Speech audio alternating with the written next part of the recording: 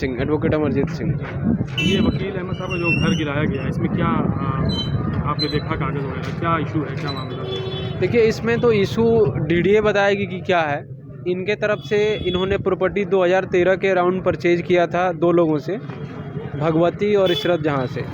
भगवती जी अभी जीवित भी हैं, इशरत जहाँ अभी जीवित नहीं हैं। लगभग 30 लाख के अराउंड इन्होंने रुपए दिए थे और तब से कब्जा इनका इस पर है। डीडीए की तरफ से लोग घर आए तोड़े, उन्होंने ऐसा कभी कुछ नोटिस जारी नहीं किया कि ये प्रॉपर्टी डीडीए का है या इलीगल कंस्ट्रक्शन है, ऐसा कुछ नहीं। तो इनको बिल्कुल इस बात का अंदेशा नहीं था कि इनके साथ ऐसा होगा। कल जब 9:30 के आसपास डीडीए के लोग आए, अब वो डीडीए के थे भी कि नहीं ये भी संदेह के घेरे में है, इसलिए क्योंकि वे लोग अपना नाम और वो सारी चीज़ें नहीं बताए।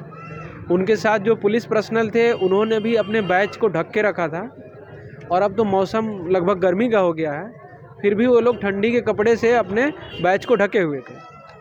तो ये बिल्कुल स्पष्ट है कि इलीगल इनके घर को तोड़ा गया है, लीगल प्रोसेस फॉलो नहीं किया गया है, जो कि लीगल नोटिस का बात है या इनको अपना पक्ष रखने का बात है। और जब इनका घर तोड़ने के लिए लोग आए तो ये घर में नहीं थे, इनकी वाइफ भी घर में नहीं थी, इनके बच्चे थे, और बच्चे अंदर जो है चिल्लाना रोना शुरू कर दिए। उनको पता ही नहीं था कि कोई डीडीए से आया है घर तोड़ने। उनको लगा कि कोई व्यक्ति या कोई मतलब ग्रुप ऑफ रॉबर्स, डकैत इनके ऊपर हमला कर दिया है। तो उन्होंने घर के अंदर से ही अपने पिताजी को फ़ोन किया, वे आए, उन्होंने बताया डीडीए के लोगों को और पुलिस वाले को कि हम उत्तराखंड में जो मज़दूरों को बचाने में जो लगे हुए थे उसमें हम मुख्य भूमिका में थे। इनका नाम वकील हसन है और इनको सरकार की तरफ से और नेता लोग सम्मानित भी किए।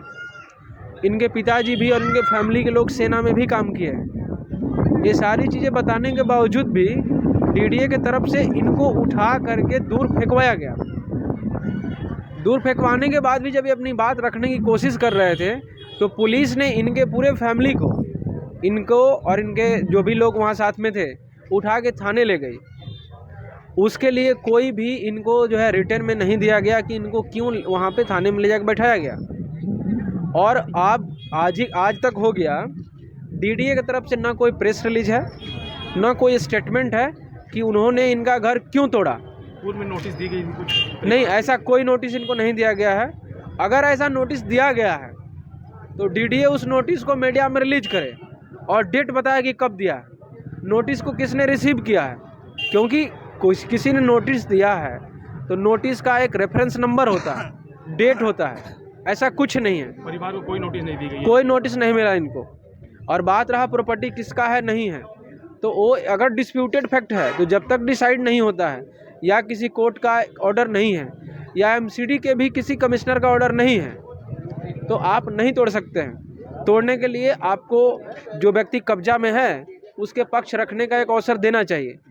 तो हम तो यही कहेंगे कि इनको स्पेशली टारगेट किया गया है। किस कारण से टारगेट किया गया है ये तो लोग बताएंगे, जो लोग इसको तोड़ने में हाथ जिनका है। और इनको 25,000 रुपया मनोज तिवारी जो है दिए थे जब ये उत्तराखंड में सक्सेसफुल मजदूरों को बचाए थे, और बोले थे कि हम आपका यहीं पे घर बनवाएंगे प्रधानमंत्री आवास योजना के तहत।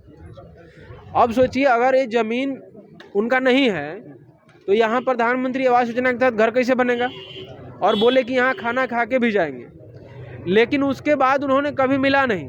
आज लगातार उनको फ़ोन कर रहे हैं, उनका वादा याद दिलाने के लिए वो फ़ोन रिसीव नहीं कर रहे हैं। मतलब जो इलीगल बताया जा रहा है, क्या और घर इलीगल नहीं है, सिर्फ एक प्लॉट इलीगल है, इसके बारे में क्या आपको? देखिए, यहाँ घर इलीगल है कि लीगल है इस पर तो डीडीए जवाब देगी, और डीडीए नक्शा ला के दिखाएगी कि सिर्फ इन्हीं का घर इलीगल है या और किसी का है कि नहीं है। तो आप लोगों के द्वारा कोई कार्रवाई की जाएगी इस पे? जो बिल्कुल कार्रवाई की जाएगी। हम लोग इनका डॉक्यूमेंट वेरीफाई कर रहे हैं, चेक कर रहे हैं, और उसके हिसाब से इनको कल परसों तक इनका लीगल प्रोसेस शुरू हो जाएगा। प्रोसेस तो आज से ही शुरू हो गया है। तो यहाँ रह रहे हैं ना ये? हाँ, 2013 से तो इनको कोई ऐसी नोटिस वगैरह जारी नहीं की गई है ना? देखिए, एक्चुअल में बात क्या है कि इनको डीडीए के किसी एम्प्लॉय ने पैसा मांगा था इलीगल तरीके से, इन्होंने देने से मना कर दिया।